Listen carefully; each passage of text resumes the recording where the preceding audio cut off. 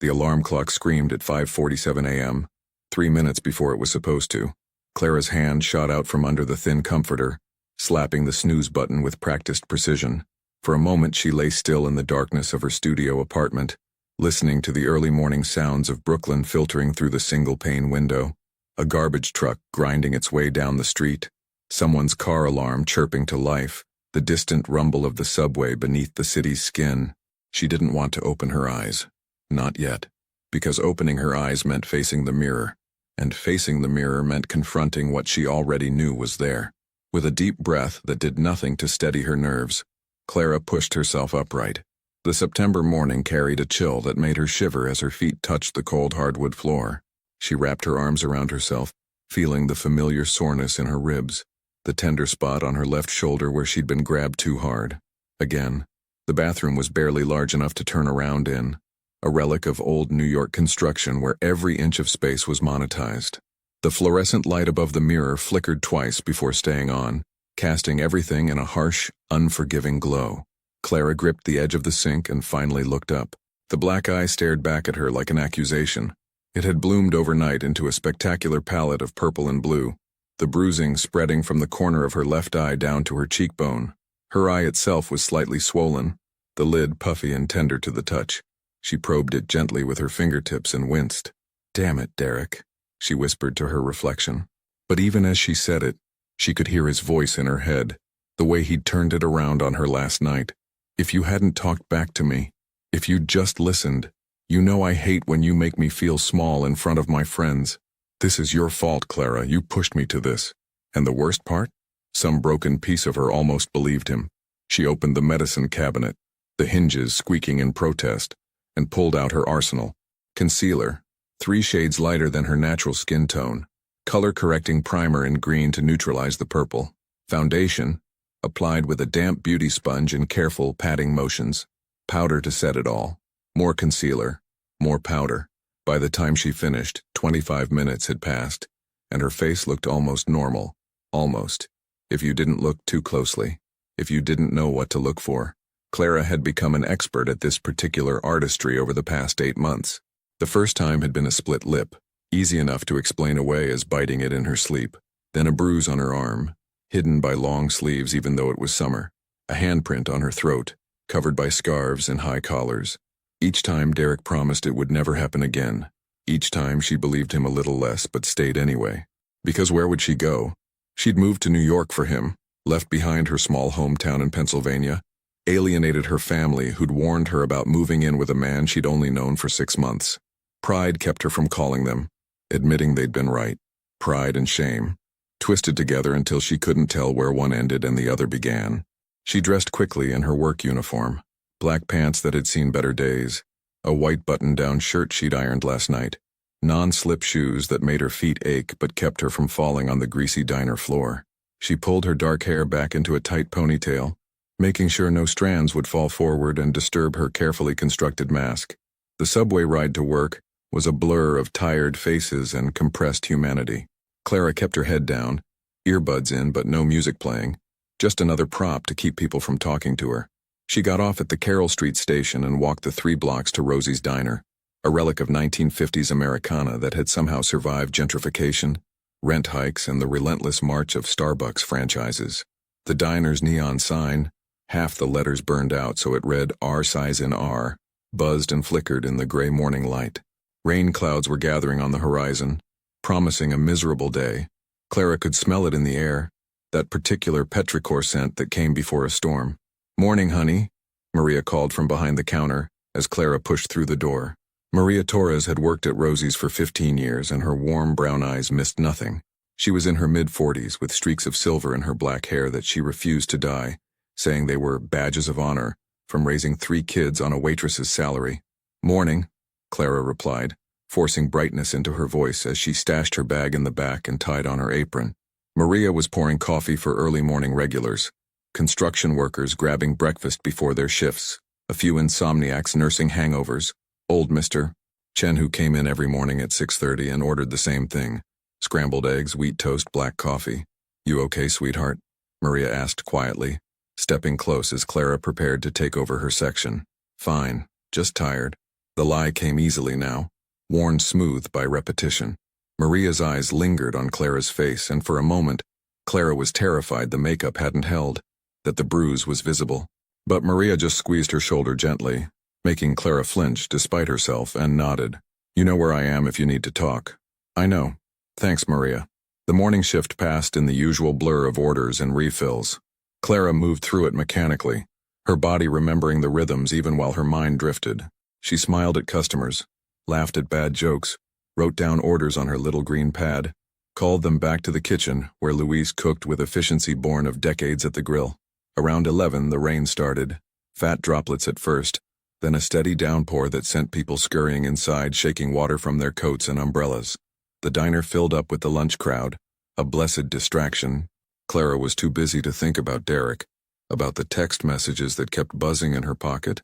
She'd stopped reading them hours ago, about the fact that she had to go home to him tonight. By 3 in the afternoon, the lunch rush had ended, and the diner settled into that quiet lull between meals. Only a handful of customers remained, a college student typing away on a laptop, an elderly couple sharing a slice of apple pie, 2 off-duty cops Clara recognized as regulars. That's when the black Mercedes pulled up outside. Clara noticed it through the window while refilling Mr. Chen's coffee. It was impossible not to notice. A sleek, expensive machine that looked utterly out of place on this working-class Brooklyn street. The car idled for a moment, rain streaming down its polished surface before the engine cut off. Maria noticed it too. Clara saw her friend's expression change, saw the way her body tensed slightly as she watched the car. The college student looked up from his laptop. The off-duty cops exchanged glances. The driver's door opened first. A large man emerged, built like a linebacker, wearing a dark suit that strained slightly across his shoulders. He opened an umbrella and moved to the rear passenger door. Then a second man stepped out. He was tall, Clara could tell even from a distance, and carried himself with the kind of confidence that came from never having to prove anything. Dark suit, perfectly tailored. Salt and pepper hair swept back from a strong face. Even through the rain-streaked window, Clara could see the sharp line of his jaw, the way his eyes scanned the street with calculated precision before he turned toward the diner.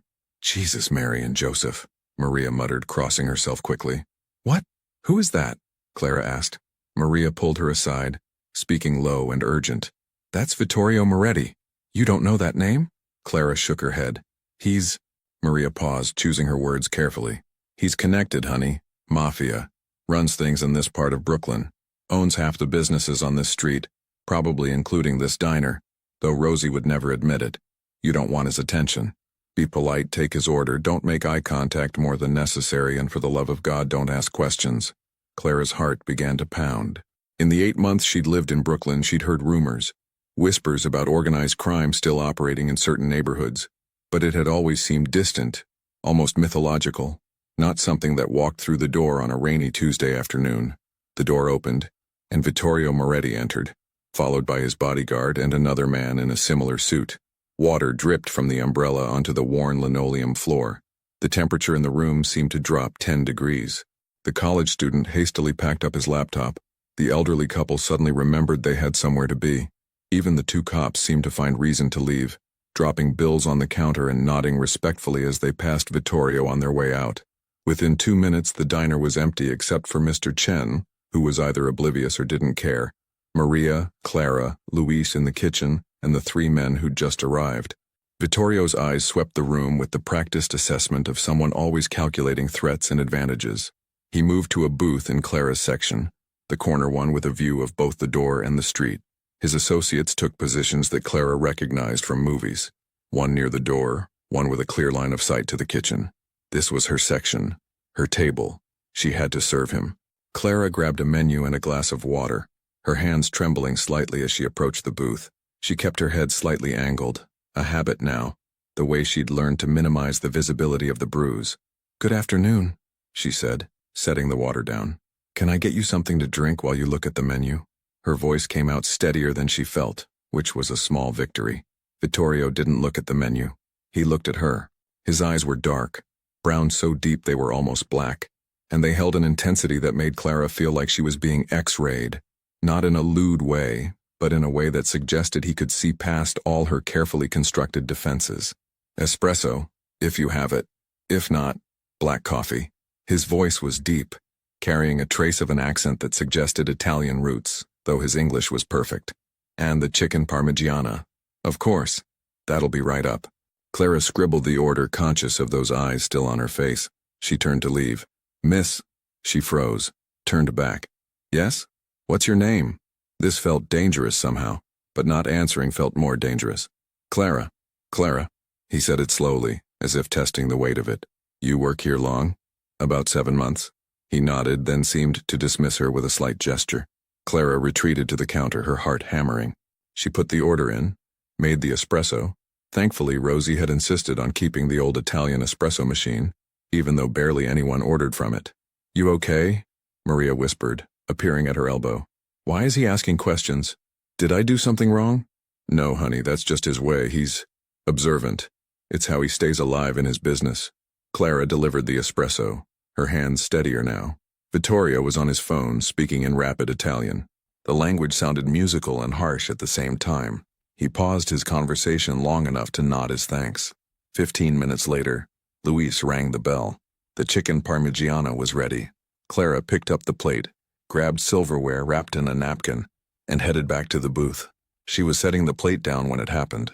A strand of hair, loosened from her ponytail by hours of work and the humidity from the rain, fell forward across her face. Without thinking, Clara brushed it back behind her ear, tilting her head slightly as she did. In that moment, the carefully applied makeup shifted just enough. The light from the window caught her face at a different angle, and Vittorio Moretti saw it. Clara didn't realize it at first. She was asking if he needed anything else, about to turn away when she noticed he'd gone completely still. Not just still, frozen.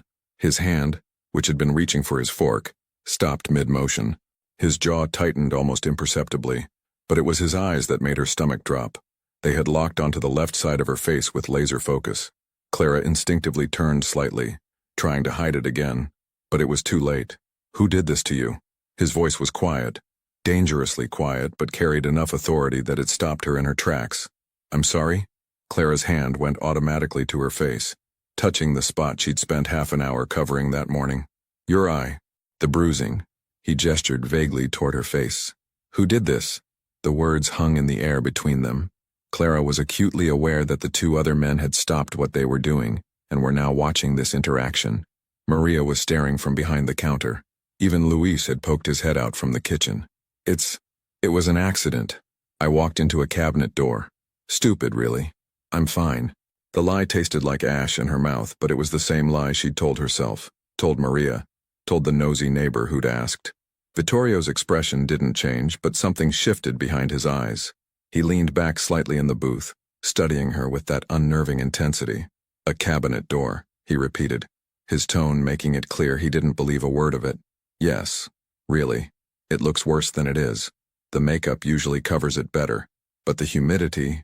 She was babbling now, words spilling out to fill the terrible silence. He continued to stare at her for a long moment. Then, very deliberately, he looked down at his food and picked up his fork. That will be all, thank you. It was a dismissal. Clara retreated gratefully, her legs feeling shaky as she made it back behind the counter. She could feel his eyes on her back, tracking her movement across the diner. What was that about? Maria hissed. I don't know. Nothing. He just noticed. Clara's hand was trembling as she poured herself a glass of water and drank it too quickly. For the next 20 minutes, Vittorio ate in silence. Clara stayed behind the counter, letting Maria handle the few customers who drifted in. She tried not to look at him, but found her eyes drawn back to that corner booth again and again. He ate slowly, methodically, but she got the sense he wasn't really tasting the food. He was thinking, calculating. Once she saw him pull out his phone and type something, then make a brief call. She couldn't hear the words, but the tone was sharp, commanding. Finally, he signaled for the check. Clara brought it over, setting it on the edge of the table without making eye contact. Thank you, Clara. He said her name again, and something about the way he spoke it made her shiver. Not from fear, or not just from fear, from something else she couldn't name. He left $200 bills on the table for a $30 meal. Before Clara could say anything about change, he stood, buttoning his suit jacket with practiced ease. His bodyguards moved into formation, one opening the door, the other holding the umbrella ready. Vittorio paused at the threshold, turning back. His eyes found Clara's across the diner, For a moment nothing else existed but that gaze. Dark, intense, seeing far too much. Then he was gone, the Mercedes pulling away from the curb and disappearing into the rain-soaked afternoon. Clara stood frozen for a long moment before Maria rushed over. "Honey, that was... I've never seen him act like that. In all the times he's come in here, he's never paid attention to anyone." "What did he say to you?" Clara's hand went to her face again, touching the bruise through the makeup. "He asked who did this. And what did you tell him? That it was an accident." Maria gripped her arms, making Clara meet her eyes. "Did he believe you?" Clara thought about those dark eyes, about the way they'd seen through every lie she'd told herself for months. "No, I don't think he did." Her phone buzzed in her pocket. Clara pulled it out, her stomach sinking as she saw Derek's name on the screen. 3 missed calls. 7 text messages. The most recent read, "Where are you? Why aren't you answering? I'm sorry about last night, baby. I'll make it up to you. I'm coming by the diner after your shift. We need to talk." Clara's hands started shaking again. She looked out the window at the rain, at the gray Brooklyn afternoon, at the ordinary people living their ordinary lives, and she felt the walls closing in, the trap tightening. She thought about Vittorio Moretti's eyes, about the quiet authority in his voice when he'd asked his question, about the way even cops gave him respectful space, about the fact that he'd seen what everyone else pretended not to see. "Maria," Clara said quietly, "I think I'm in trouble." "What kind of trouble, honey?" Before Clara could answer, her phone buzzed again. Another text from Derek. "I see you read my messages. Don't ignore me, Clara. You know I don't like being ignored." She looked at Maria, and for the first time in months, she let the fear show on her face. Let someone see the truth she'd been hiding under layers of makeup and lies. "The worst kind," she whispered. The rain hadn't let up by the time Clara's shift ended at 7. If anything, it had intensified, turning the Brooklyn streets into rivers of gray water that rushed along the gutters, carrying urban debris toward the storm drains. Clara stood just inside the diner's entrance, staring out at the deluge, her worn jacket clutched in her hands. "You want me to call you a car?" Maria asked, wiping down the counter for the 3rd time. She'd been hovering near Clara for the past hour, that worried mother-hen expression fixed on her face. "No, I can't afford it. The subway's fine. In this weather? Honey, you'll be soaked before you get to the station." Clara managed a weak smile. "I've survived worse." The words hung between them, heavy with unspoken meaning. Maria reached out and squeezed Clara's hand. "You call me if you need anything. Anything at all. I don't care what time it is." "I will. Thank you, Maria." But they both knew she wouldn't. Clara had been dealing with Derek on her own for too long to suddenly start asking for help now. Pride, shame, fear. They'd become such constant companions that she couldn't imagine navigating life without them. She pushed through the door into the rain, gasping as the cold water immediately soaked through her thin jacket. The walk to her apartment building normally took 15 minutes. Tonight, fighting against the wind and rain, it took nearly half an hour. By the time she reached her block, Clara was shivering, her teeth chattering, water squelching in her shoes with every step. That's when she saw him. Derek was leaning against the building's entrance, partially sheltered by the small overhang. He'd been waiting. Of course he'd been waiting. He always knew her schedule, always tracked her movements with the careful attention of someone who needed to maintain control. He looked rough. His hair was disheveled, his eyes slightly bloodshot. He'd been drinking. She could tell from the way he held himself, that particular looseness that came after a few too many beers. In his hands was a bouquet of flowers, the cellophane already wet and wilting. "There's my girl," he said, pushing off from the wall. His smile didn't reach his eyes. It never did anymore. "Derek, I'm exhausted. Can we talk tomorrow?" "Tomorrow? I've been waiting out here for an hour, Clara, in the rain, because I wanted to apologize properly." He thrust the flowers toward her. "I brought these for you. Your favorites." They weren't her favorites. They were white roses, Derek's favorites. But Clara had learned long ago that correcting him only made things worse. "Thank you. They're lovely. But I really need to get inside and I'll come up with you." It wasn't a question. Derek's hand found the small of her back, guiding her toward the door with just a little too much pressure. "We need to talk about last night. Clear the air." Clara's apartment was on the 3rd floor of a walk-up building that had seen better days, probably sometime in the 1970s. The stairwell smelled like mildew and old cooking oil. Derek's hand remained on her back the entire climb, a constant presence that felt less like affection and more like ownership.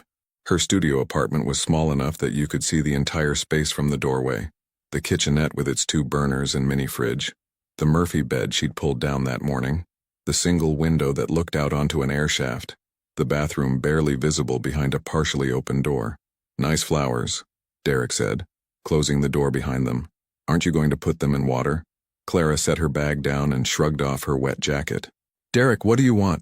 If you came to apologize, I did apologize multiple times via text. You ignored me. I was working. You're always working. His voice had taken on that edge she recognized, the one that meant the conversation was about to turn. Or you're avoiding me. Which is it, Clara? She moved to the kitchenette, filling a glass with water for the flowers, trying to put some distance between them. I'm not avoiding you. I've been busy. Busy flirting with customers? There it was. Clara's hand stilled on the glass. What are you talking about? Tommy saw you today, at the diner, said you were all smiles and giggles with some guy in an expensive suit. Derek crossed his arms, leaning against the wall. His casual posture was betrayed by the tension in his jaw. Some older guy. Real cozy, he said.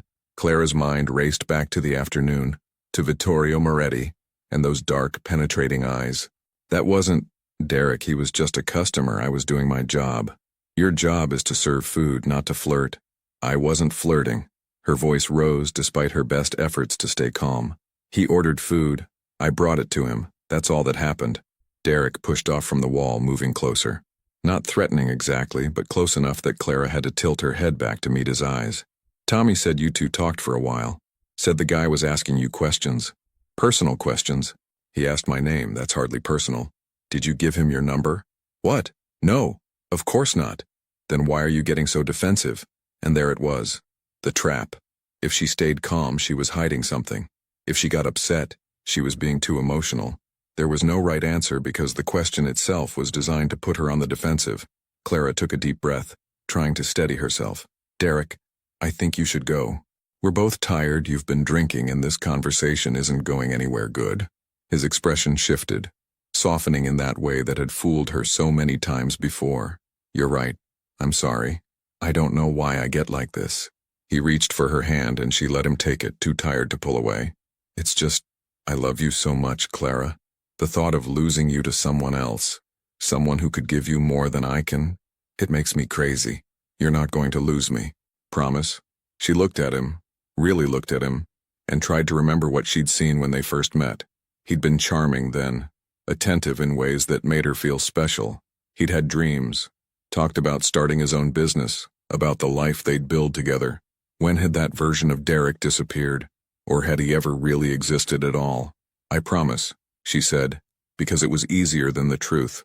Derek smiled and leaned down to kiss her forehead, right at the edge of where the bruise was hidden under makeup. Clara flinched involuntarily, and his smile faltered. Does it still hurt? A little. I really am sorry about that. You know I never mean to. He was interrupted by a sharp knock at the door. They both froze. Clara wasn't expecting anyone.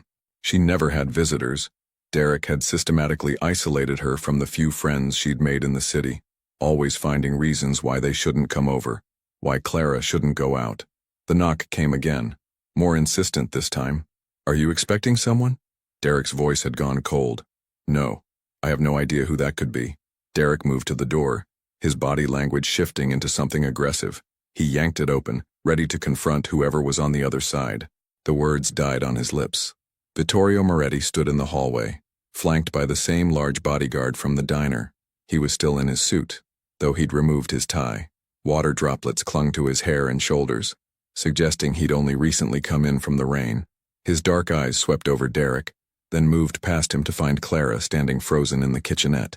Good evening, Vittorio said, his voice perfectly polite. I hope I'm not interrupting. Derek found his voice, though it had lost some of its earlier bravado. Who the hell are you? I'm someone who had business in the neighborhood and thought I'd check on Clara, make sure she got home safely in this weather. Vittorio's gaze hadn't left Clara's face. The streets can be dangerous at night. The implicit message was clear. He knew where she lived. He'd come here deliberately. This wasn't a coincidence. Derek's face had gone pale. Clara watched as recognition dawned. He might not know Vittorio personally, but he knew the type. The expensive suit, the bodyguard, the casual authority that suggested he was used to people stepping aside when he walked into a room. She's fine, Derek said, trying to block the doorway with his body. She's with me, so you can go now.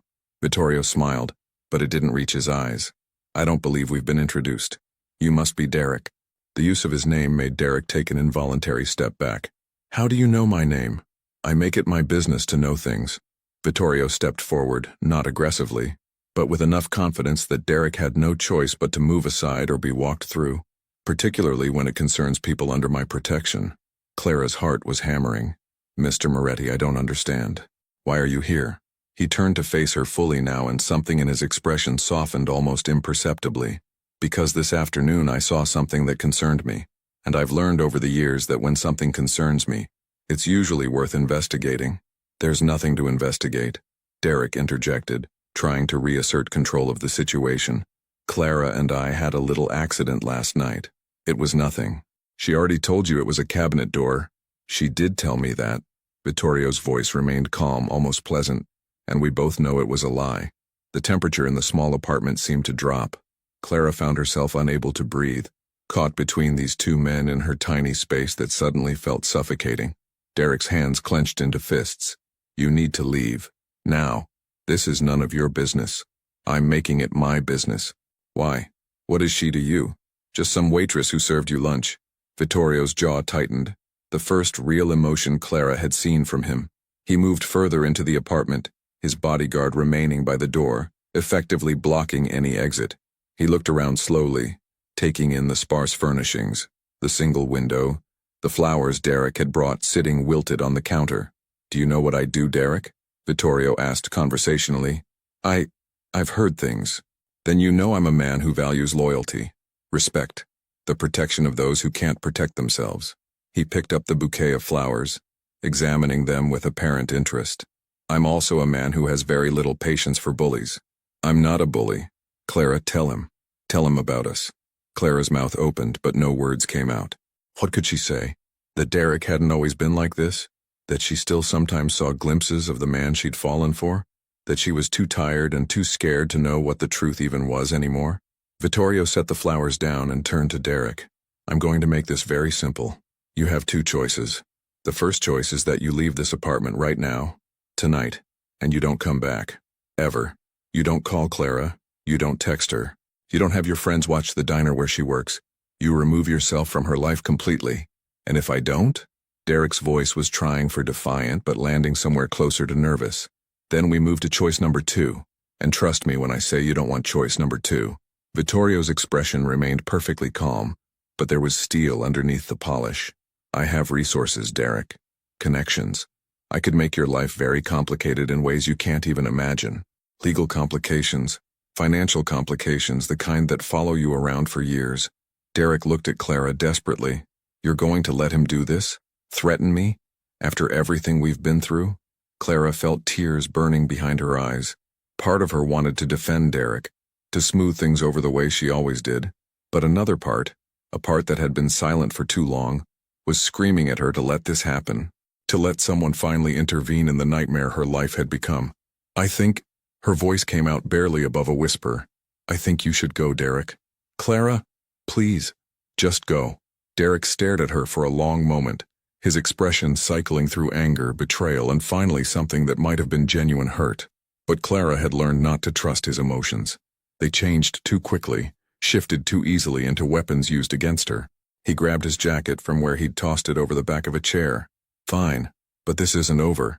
You can't just kick me out of your life because He stopped himself, glancing at Vittorio, clearly thinking better of whatever insult he'd been about to use. This isn't over, he repeated lamely. Yeah, it is, Vittorio said quietly. And Derek, if I hear that you've contacted Clara, if I hear that you've so much as driven down her street, we'll be having a much different conversation. The kind that doesn't happen in a lady's apartment, understood? Derek's face had gone from pale to flushed red. For a moment, Clara thought he might actually try to fight. He'd always had more pride than sense. But something in Vittorio's eyes must have convinced him otherwise. He stormed past the bodyguard and out the door, his footsteps echoing angrily down the stairwell. The silence he left behind was deafening. Clara stood motionless in her kitchenette, her arms wrapped around herself, unable to process what had just happened. She was alone now with Vittorio Moretti, A man she'd met only hours ago. A man who by all accounts was dangerous. A man who just chased her boyfriend out of her apartment with barely veiled threats. She should be terrified. Instead, she felt numb. "How did you find me?" she asked finally. "I told you. I make it my business to know things." He moved to her single window, looking out at the rain-soaked night. "It wasn't difficult. I own the building." Clara's eyes widened. "You own this building?"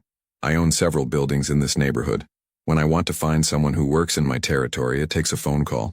Maybe two." He turned back to face her. "The more interesting question is why I wanted to find you." "Why did you?" Vittorio was quiet for a moment, seeming to weigh his words carefully. 5 years ago I lost my wife, Gianna. She was everything. We'd been married for 8 years when she got sick. Cancer. It took her fast. Too fast. 6 months from diagnosis to..." He paused, his jaw working. "I'm telling you this because I want you to understand something. Before Gianna met me, she was with another man. He hurt her. Not so differently from how Derek hurts you." Clara's throat tightened. "Mr. Moretti, Vittorio, please. Vittorio, I appreciate what you did tonight. But Derek and I, it's complicated." "No, it's not." His voice was gentle but firm. "It's only complicated because he's made you believe it is. That's what men like him do. They convince you that their behavior is somehow your fault. That if you were just better, quieter, more understanding, they wouldn't have to hurt you." Tears were streaming down Clara's face now, and she didn't have the energy to stop them. "You don't understand. I have nowhere to go. No family who'll take me in. I burned those bridges when I moved here for him. No savings because he convinced me we should have joint accounts, and then somehow all the money keeps disappearing. This apartment is all I have, and even the rent here. You're struggling." Vittorio finished for her. She nodded, wiping at her eyes. "I'm behind 2 months. My landlord has been patient, but I don't know how much longer." She stopped. "Wait, you said you own this building." "I do. So you're my landlord?" "Technically, yes." Clara laughed. A brittle, slightly hysterical sound. "So you could evict me?" "I could. I won't." He pulled a card from his jacket pocket and set it on the counter. "This has my private number. If Derek comes back, when Derek comes back, because men like him always do, you call me immediately. Day or night, it doesn't matter." "Why are you doing this? You don't know me." Vittorio moved toward the door, his bodyguard stepping aside to let him pass. At the threshold, he paused and looked back at her. "Because Gianna used to hide her bruises, too. Used to make excuses for him. And I wasn't there to help her then. She'd already left him when we met, but the damage, it stayed with her. Shadows she carried until the day she died." His expression was raw in a way that made him suddenly seem human, vulnerable. "I can't save her, but maybe I can do this. I'm not your wife." "No, you're not. But maybe that doesn't matter." He opened the door, then turned back one more time. "The rent you're behind on? Consider it forgiven. And next month's too. Give yourself some breathing room, Clara. Figure out what you want your life to look like without someone's fist deciding for you." Then he was gone, the bodyguard closing the door softly behind them. Clara stood alone in her apartment, staring at the business card on her counter. She could hear their footsteps descending the stairs, hear the building's entrance door open and close.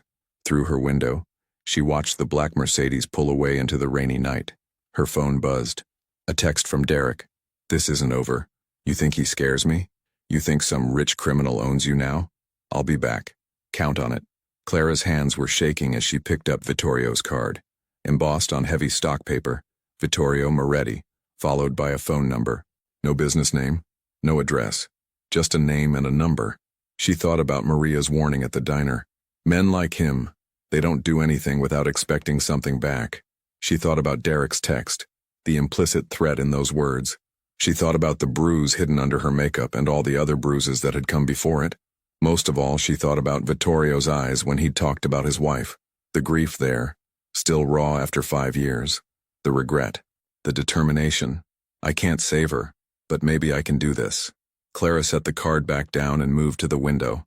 The rain was finally starting to let up, the storm moving on to drench some other part of the city. Brooklyn stretched out before her, millions of lights and millions of windows, each one representing someone with their own complications, their own struggles. She wondered how many of them were standing in their apartments right now, holding a stranger's business card, trying to decide whether to trust the most dangerous kind of help. Her phone buzzed again. Another text from Derek, more aggressive this time. Then another, and another. Clara turned the phone off and set it face down on the counter. Tomorrow she'd have to figure out what came next. Tomorrow she'd have to process what had happened, what it meant, what consequences might come from Vittorio Moretti deciding to involve himself in her life.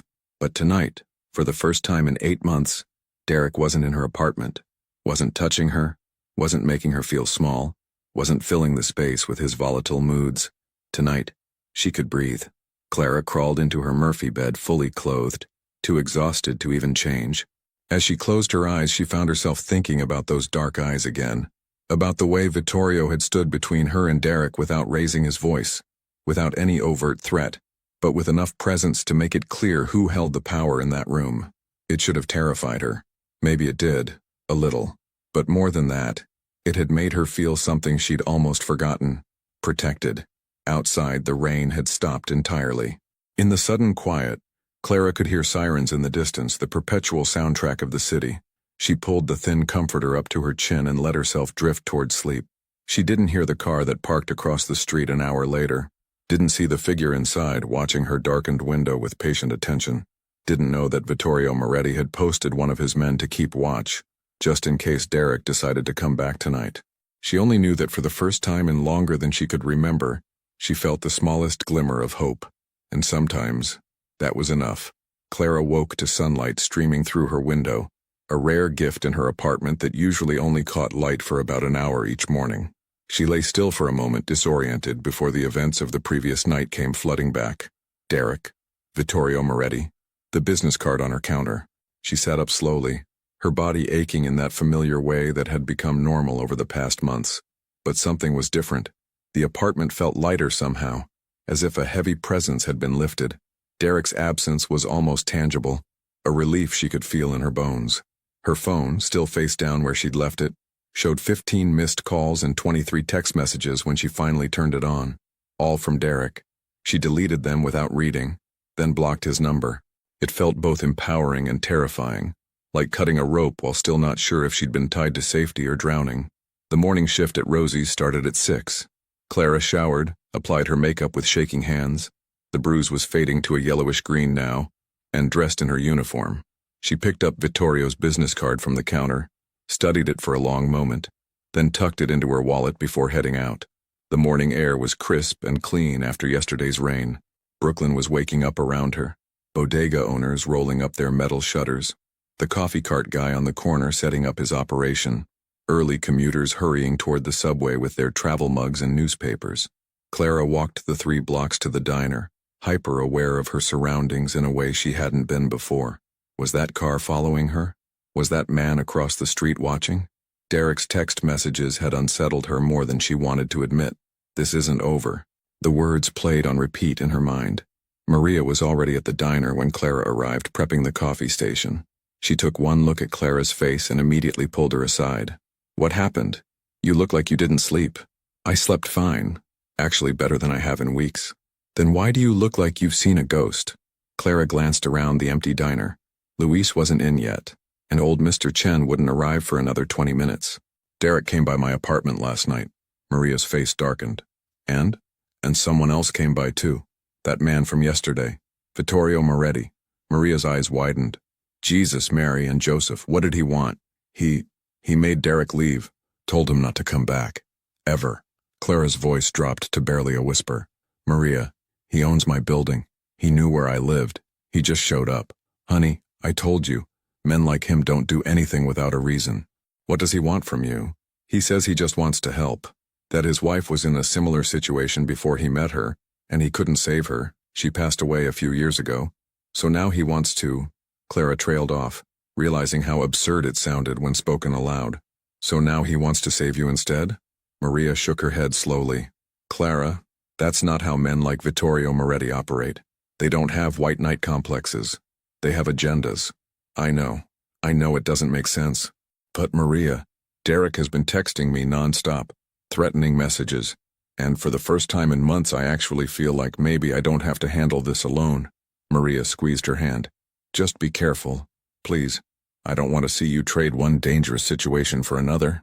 The morning shift passed in its usual rhythm. Clara served coffee and eggs, smiled at regulars, and tried not to think about the business card in her wallet, or the deleted text messages, or the fact that somewhere in Brooklyn, Derek was probably planning his next move. Around 11, the lunch crowd started filtering in. Clara was taking an order from a table of construction workers when the door chimed, and she felt the atmosphere shift in that now familiar way. Vittorio Moretti walked in alone this time. No bodyguards, no associates. He wore dark slacks and a charcoal sweater that probably cost more than Clara made in a month. Several customers looked up, recognized him, and quickly returned to their meals with studied disinterest. He took the same booth as before, the corner one with a view of the door. When Clara approached with her notepad, he was already reading the menu, though she suspected he'd memorized it yesterday. "Good morning," she said, her voice steadier than she felt. "Good morning, Clara." He looked up, and those dark eyes assessed her face with the same intensity as before. "The bruising is fading." "Yes. Another day or two, and it should be mostly gone." "How did you sleep?" The question was casual but weighted with meaning. "Better than I expected, actually. Thank you for what you did last night." "You don't need to thank me." He closed the menu. "I'll have the Italian wedding soup and a cappuccino." Clara wrote it down, acutely aware that other customers were watching this interaction with poorly concealed curiosity. "Coming right up." She put the order in and made the cappuccino, her hands remarkably steady. When she brought it to the table, Vittorio was on his phone speaking in Italian. He ended the call as she set down the cup. "Sit down," he said. "I'm working." "Sit down anyway."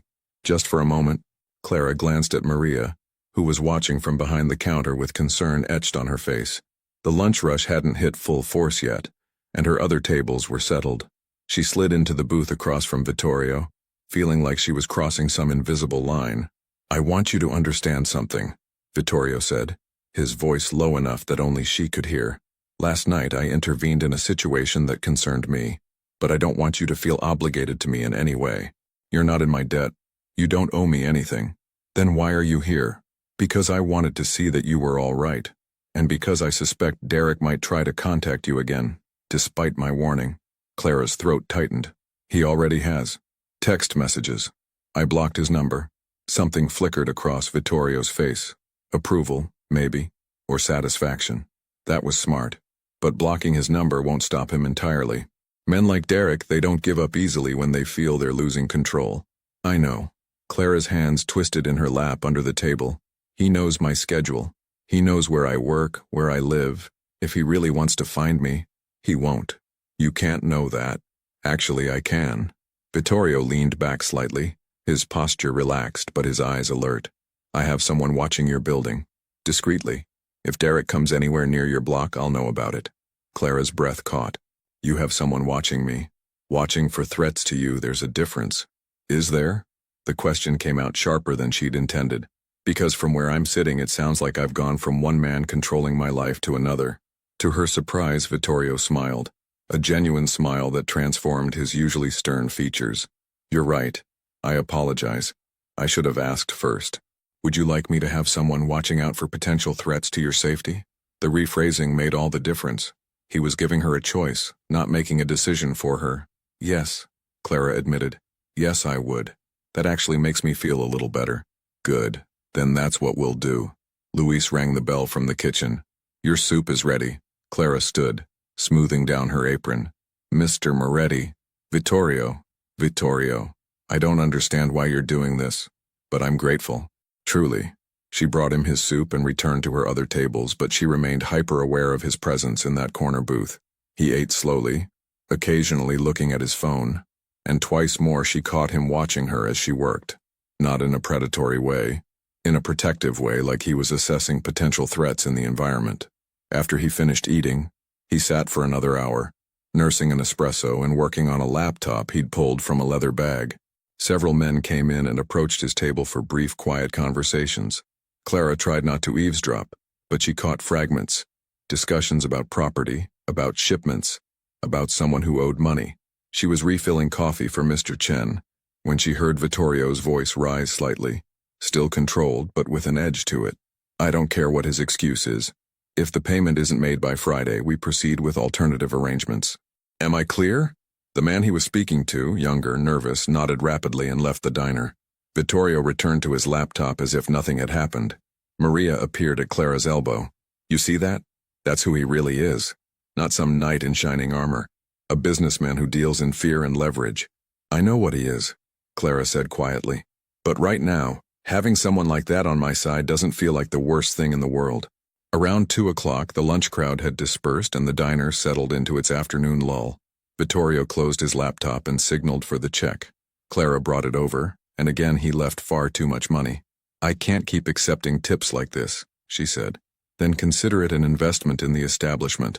The food is good and the company is pleasant. He stood, gathering his things. Walk out with me for a moment? I'm still on shift for another hour. Maria can cover for you. I just need 5 minutes. Clara looked at Maria, who gave a tiny, reluctant nod. They stepped outside together into the autumn afternoon. The air had that particular clarity that came after rain. Everything sharp-edged and vivid. Vittorio's Mercedes was parked at the curb. Illegally, Clara noticed, but somehow she doubted he'd get a ticket. He leaned against it, arms crossed, looking at her with that assessing gaze. I want to show you something, he said, if you're willing. Show me what? Where I work, where I spend most of my time. I think it might help you understand who I am, what I do, so you can make an informed decision about whether you want my continued involvement in your situation. Clara hesitated. Getting into a car with Vittorio Moretti felt like a threshold she couldn't uncross. When? Tomorrow. It's your day off, yes? How do you know my schedule? I asked Maria. She's very protective of you, by the way.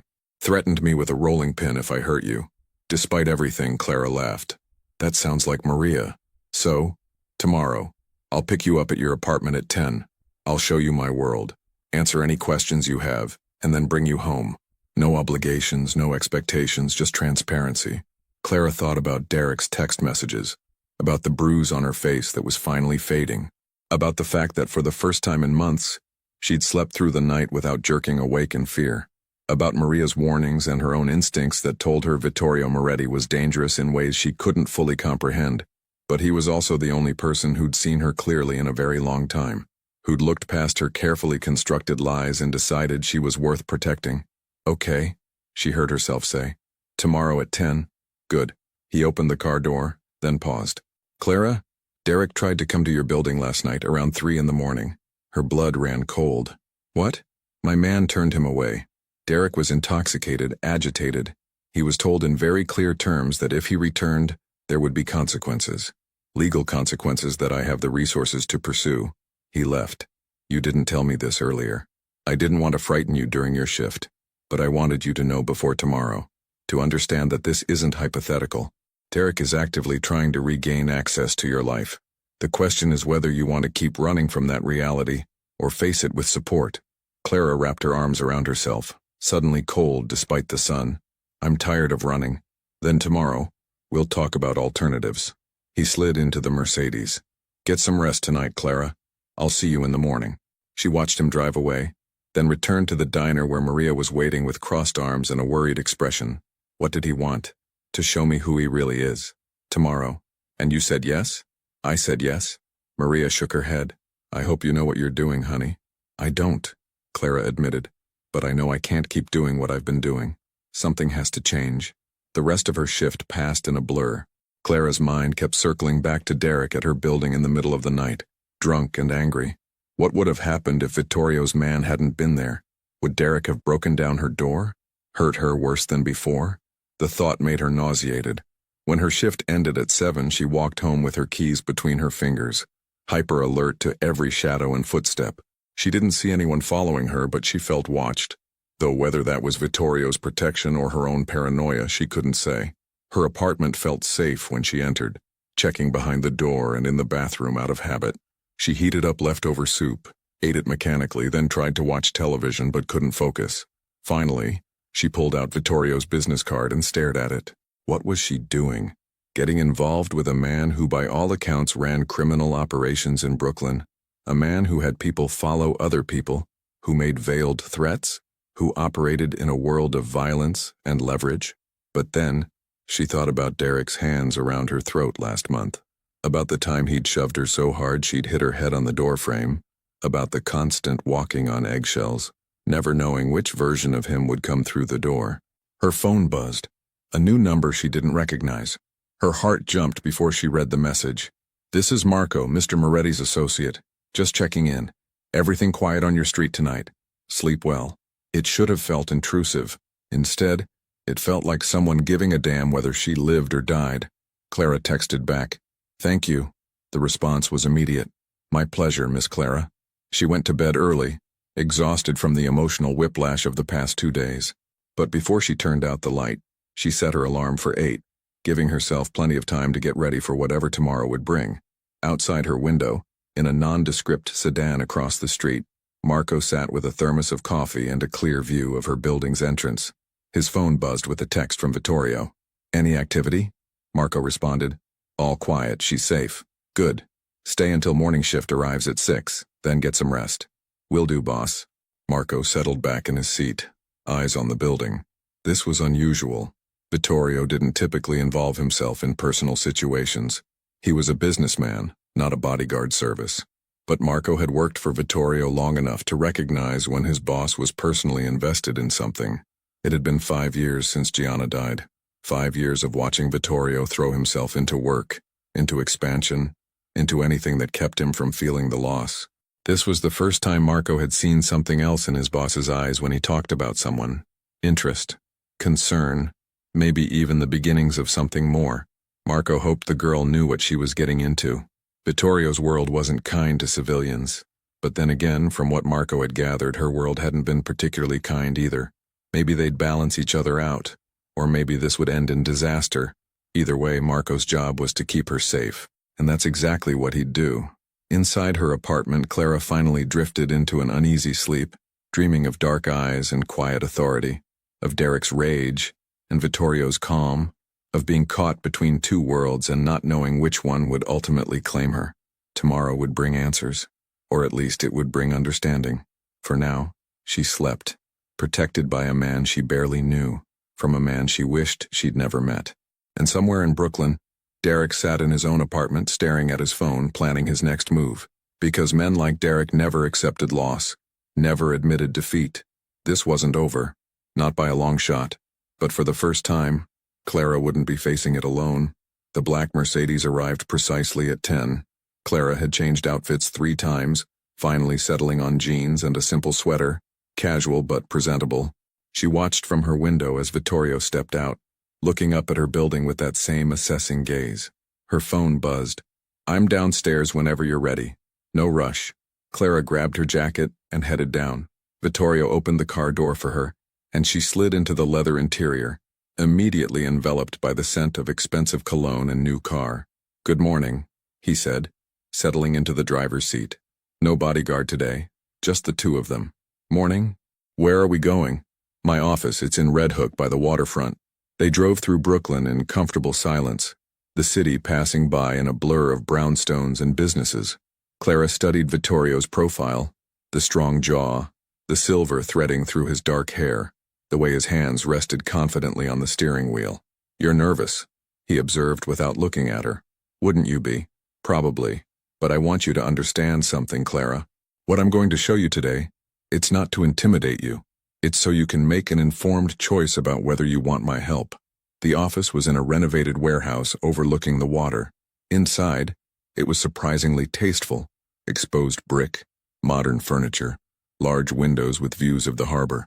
Several people worked at desks, all of whom nodded respectfully as Vittorio passed. His private office occupied the top floor. Floor-to-ceiling windows, a massive desk, bookshelves lined with leather-bound volumes. But what caught Clara's attention was the wall of photographs. Vittorio with various people, clearly spanning decades. "That's Gianna," he said, pointing to a photo of a beautiful woman with dark hair and a radiant smile. "My wife. She was beautiful. She was everything." He moved to stand beside her. "That's my father. He built the foundation of what I run now. Import, export, real estate, construction, all legitimate businesses. And the illegitimate ones?" Vittorio met her eyes. "I won't lie to you. Some of what I do operates in gray areas. But I don't hurt innocent people. I provide services, protection, opportunities. I settle disputes. In neighborhoods where the police won't help, people come to me." Clara absorbed this, understanding that he was trusting her with truth. "Why show me this?" "Because I want you to know who's protecting you. Not some fantasy of a white knight, but a real person with complications and flaws." He paused. And because I wanted to spend time with you away from the diner, to talk without an audience. They sat on the leather sofa by the window. Vittorio poured them both water from a crystal decanter. Tell me about Derek, he said. How did it start? Clara found herself opening up, telling him about the charming man she'd met, how slowly the control had started, how gradually the violence had escalated.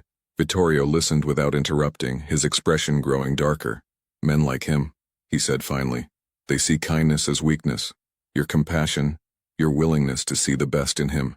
He weaponized it. I feel so stupid. You're not stupid. You're human. He shifted slightly toward her. Clara, I need to tell you something. Derek has been asking around about you, about me. He's planning something. Her stomach dropped. What kind of something? I don't know yet. But I want you to be careful. Maybe stay somewhere else for a few days. I'm not running anymore, Clara interrupted. I'm tired of being afraid. Vittorio studied her and something shifted in his expression. Respect, maybe. Or recognition. Then we do this differently. We face him together. What does that mean? It means you're not alone anymore.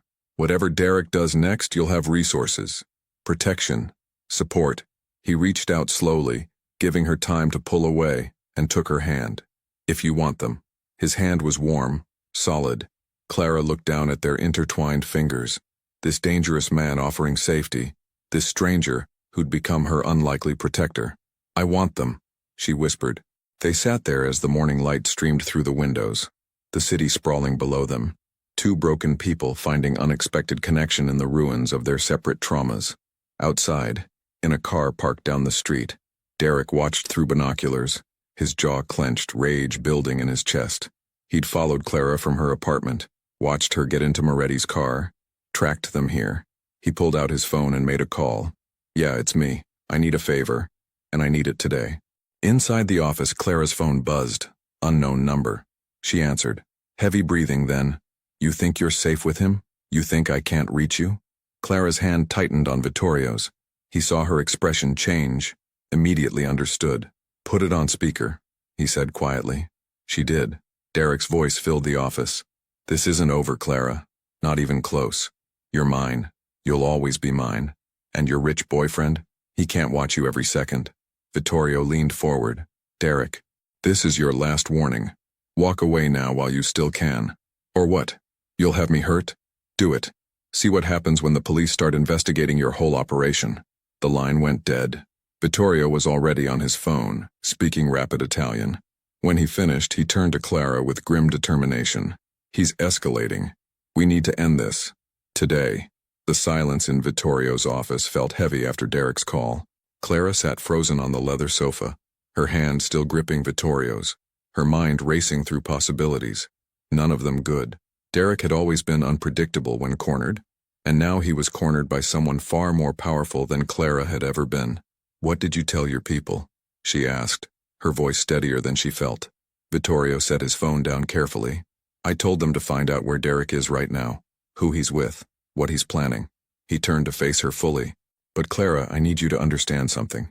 How we handle this next part, that's your decision, not mine. What do you mean? I can make Derek disappear from your life in ways that are permanent. Not, he paused, choosing his words carefully. Not through violence, but I have connections. Legal connections. Financial connections. I can ensure he faces consequences for what he's done to you. Real consequences. Or we can handle this more directly. Confront him together with police present and let the system work. Clara stared out at the harbor, watching a ferry cut through the gray water. 6 months ago, she would have chosen the path of least conflict, the one that might somehow preserve Derek's dignity, because that's what she'd been conditioned to do. Protect his ego, minimize his anger, keep the peace at any cost. But that Clara felt like a stranger now. I want to face him, she said finally, but not alone, and not without protection. I need him to see that I'm not afraid anymore. That he doesn't control me. Vittorio nodded slowly. Then we do it your way. But we do it smart. He pulled out his phone again. I'm calling someone. A lawyer who specializes in domestic situations. She's helped several women in your position before. I can't afford a lawyer. You're not paying. I am. He held up a hand before she could protest. This isn't charity, Clara. Consider it an investment in justice.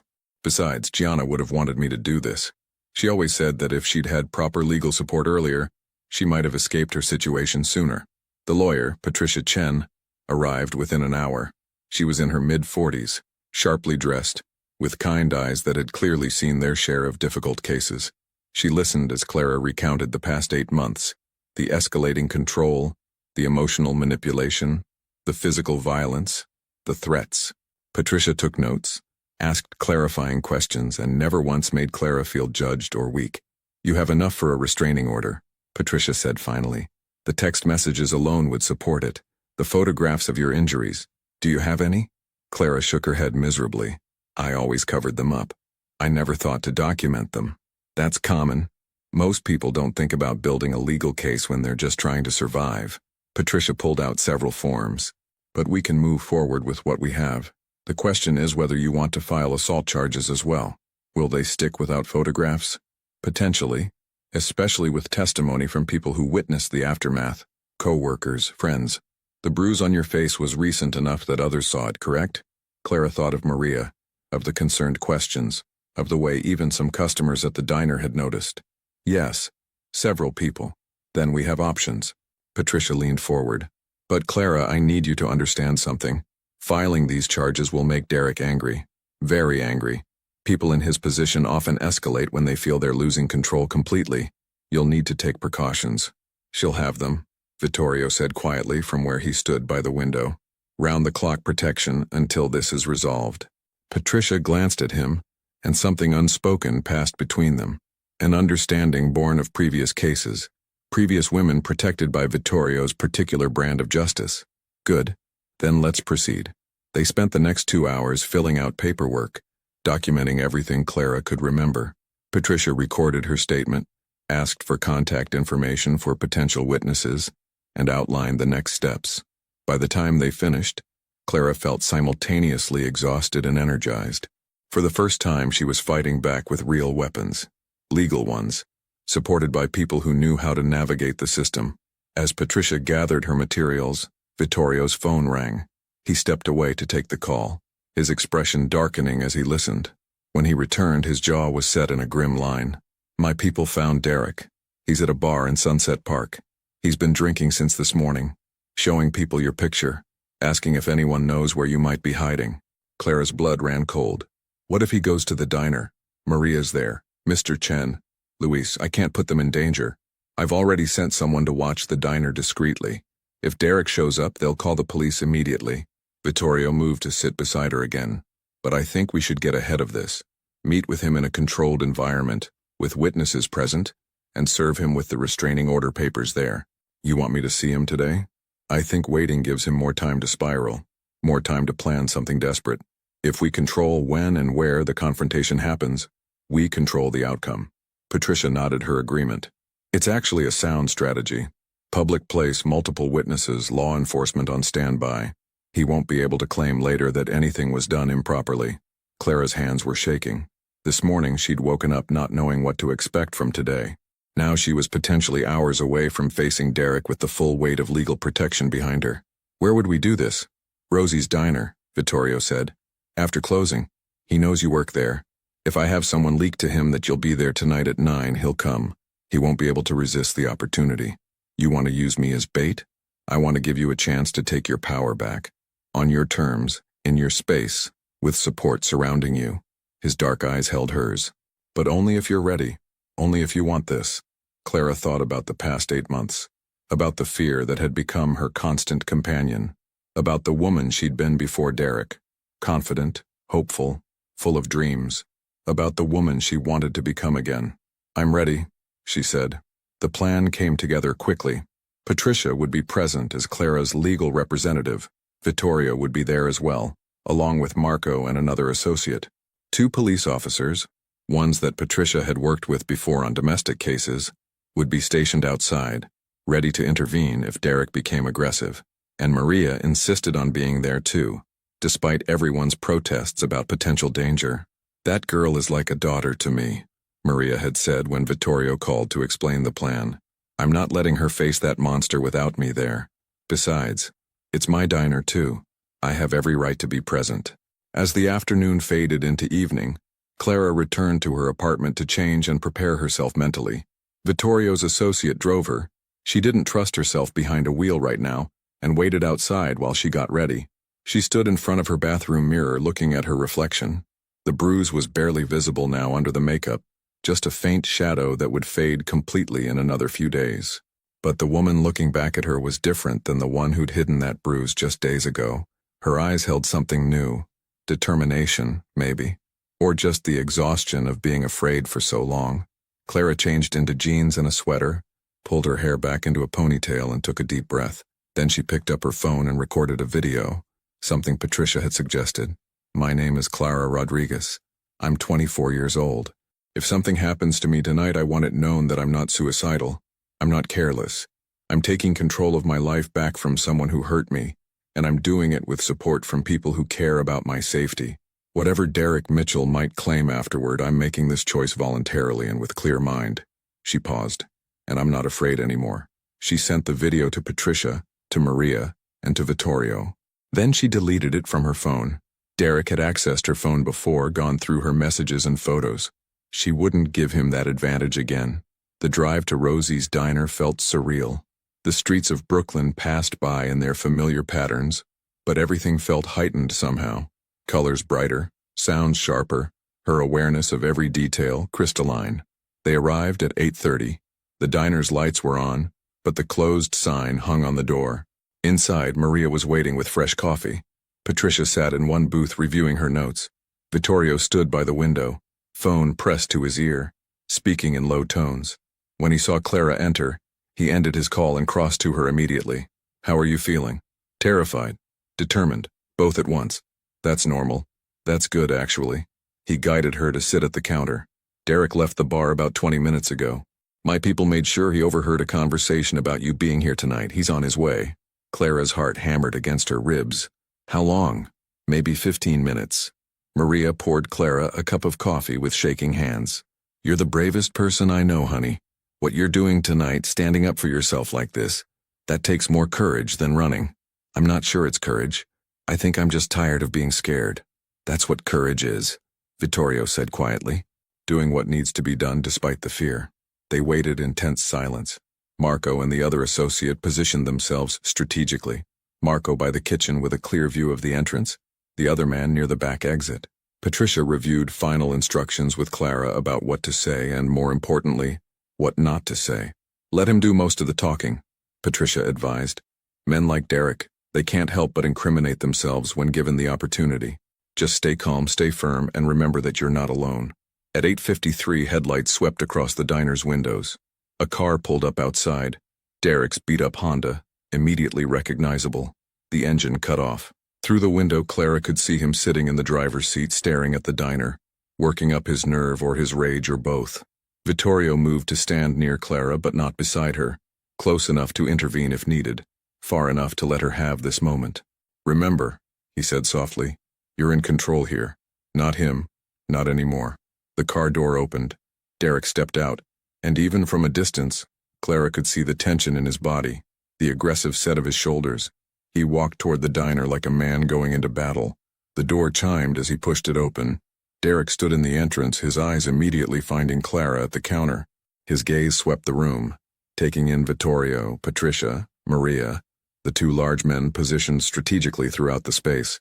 His expression cycled through confusion, then anger, then something approaching fear before settling back on defiance. What is this? His voice was rough, slightly slurred. Some kind of intervention? Derek. Clara was amazed at how steady her voice sounded. Thank you for coming. We need to talk. We? Since when do you need an audience to talk to your boyfriend? He took a step further inside, his hands clenching and unclenching at his sides, a gesture Clara recognized as a precursor to violence. I'm not your girlfriend anymore.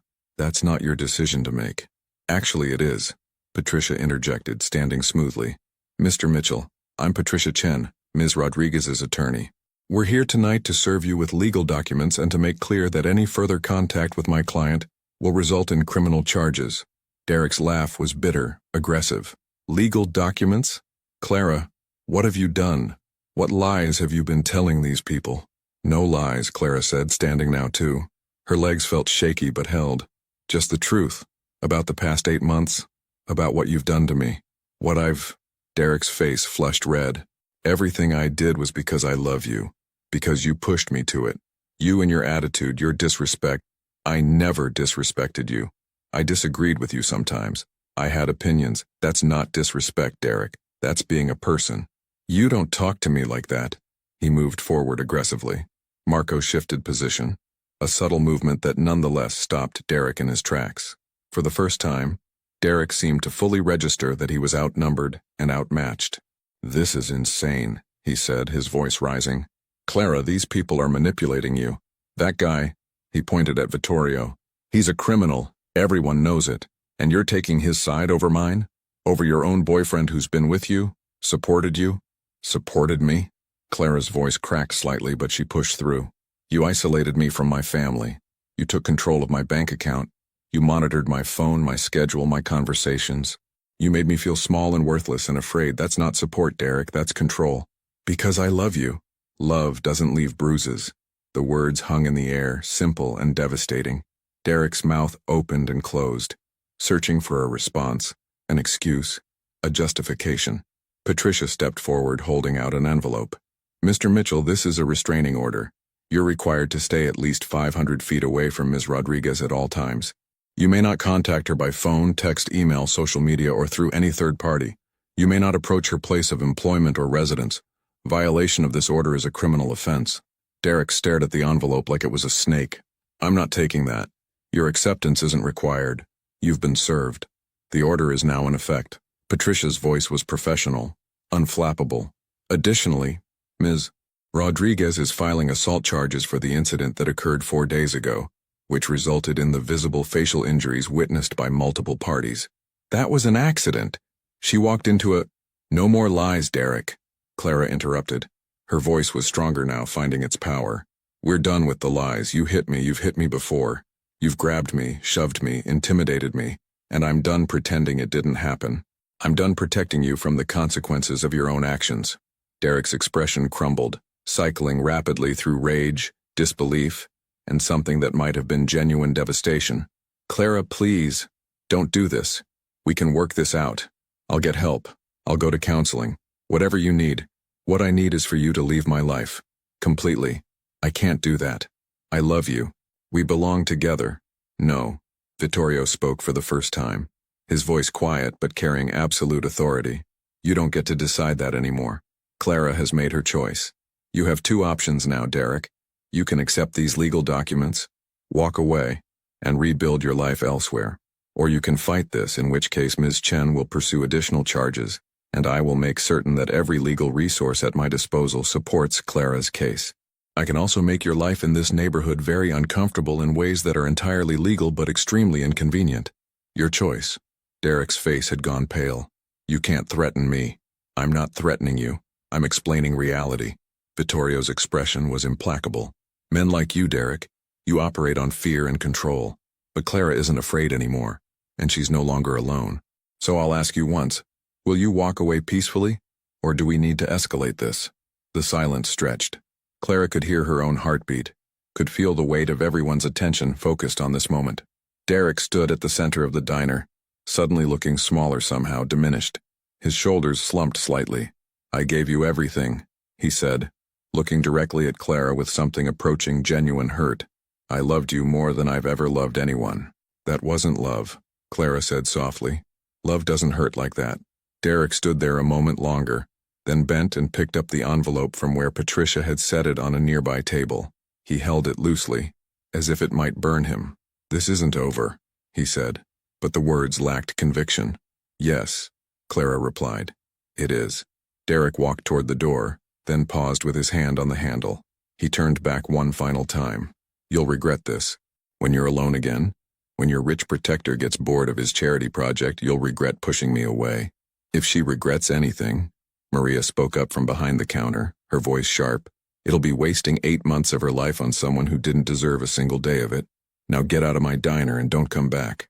Derek's jaw clenched, but he pushed through the door without another word. They all watched as he got into his car, sat there for a long moment, then drove away, his taillights disappearing into the Brooklyn night.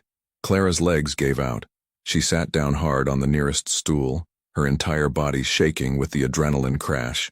Maria was there immediately, wrapping her in a fierce hug. Patricia squeezed her shoulder, and Vittorio crouched in front of her, meeting her eyes. "You did it," he said quietly. "You stood up for yourself. You took your power back. I feel like I'm going to be sick." "That's normal. You've been running on adrenaline for 30 minutes. He stood, speaking to Marco. "Make sure he actually left the neighborhood.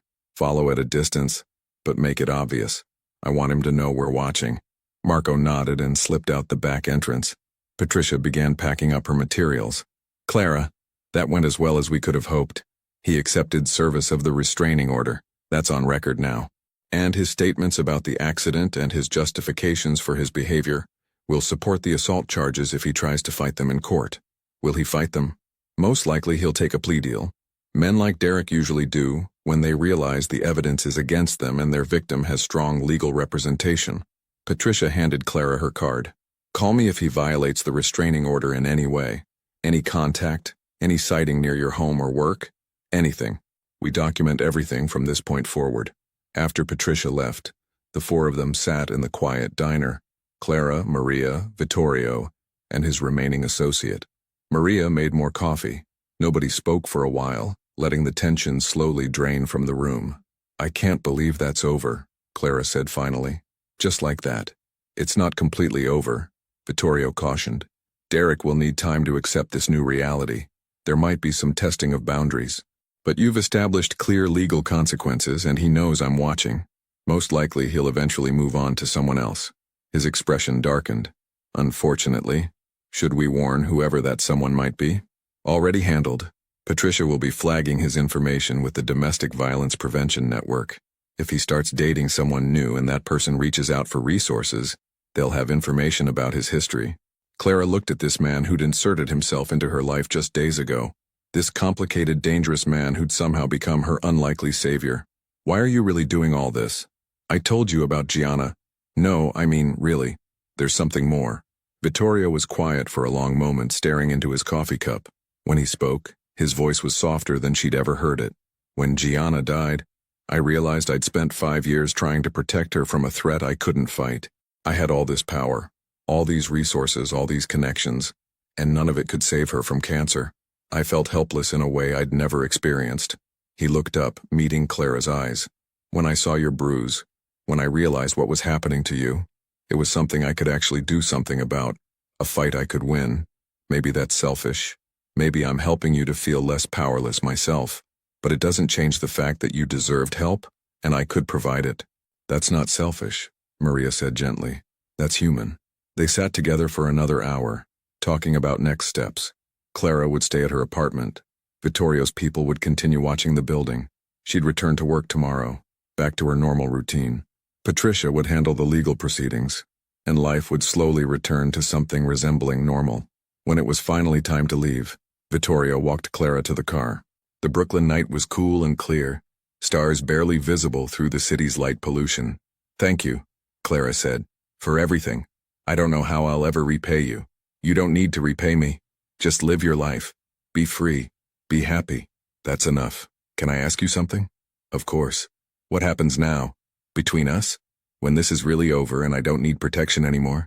Vittorio smiled, that rare, genuine smile that transformed his face. "I suppose we'll figure that out together, if you want to." "I think I do. Want to, I mean." "Good, because I've grown fond of the coffee at Rosie's Diner. I suspect I'll be spending a lot of time there." He drove her home, walked her to her door, and waited until she was safely inside before leaving. Clara stood at her window, watching his taillights disappear, feeling lighter than she had in months. Her phone buzzed. A text from Maria. "So proud of you, honey. Sleep well. You earned it." And one from Vittorio. "Marco will be outside until morning, but I don't think you'll need him. You're stronger than you ever knew. Good night, Clara." She smiled, set her phone down, and looked around her small apartment. It was the same space she'd lived in for months, but it felt different now. It felt like hers, like a home instead of a prison. Clara changed into pajamas, washed her face, and climbed into bed. For the first time in 8 months, she fell asleep without fear. Outside, the city hummed with its endless life, and somewhere in Brooklyn, a woman who'd been broken was beginning to heal, protected not by walls or locks, but by her own rediscovered strength and the unexpected support of others who believed she deserved better. Tomorrow would bring new challenges, but tonight Clara was free, and that was everything.